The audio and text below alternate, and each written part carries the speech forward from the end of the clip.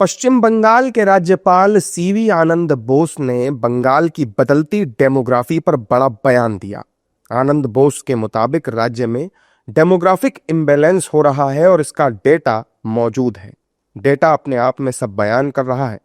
उनके मुताबिक राज्य में हिंसा और करप्शन दो कैंसरस ग्रोथ हैं जिसे जड़ से खत्म करना जरूरी है। See, the available data is there. Data speaks for itself. We can arrive at our own conclusion. At this point of time, I do not want to comment on that question. Demographic imbalance is taking place. It is no secret. Surveys have revealed that objectively. Is there a political hand behind this? That is yet to come out. The question is not whether there will be peaceful election. There should be peaceful election.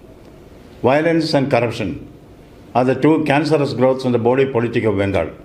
This has to be contained and nipped up in the bud itself. राज्यपाल के इस बयान पर BJP की भी प्रतिक्रिया आई। केंद्रीय राज्य मंत्री सुकांत मजूमदार ने राज्यपाल की बात को सही ठहराया। देखिए, ऑलरेडी कुछ हिस्से में बंगाल में डेमोग्राफिक चेंजेस हो चुके हैं और बहुत सारे हिस्से जो पहले हिंदू बहुल हिस्से थे वो अभी मुस्लिम बहुल हिस्से में परिवर्तित हो गए हैं। आप जानते हैं कि बंगाल ऐसा एक प्रदेश है देश में पंजाब के साथ जिसका विभाजन हुआ था, प्रदेश का विभाजन हुआ था। एक हिस्सा पूर्वी पाकिस्तान में गया था बंगाल का, एक हिस्सा भारत के साथ आया था। तो ये जो विभाजन हुआ था, विभाजन जब हुआ था 1947 में, इस बेस है वो भारत के साथ रहे।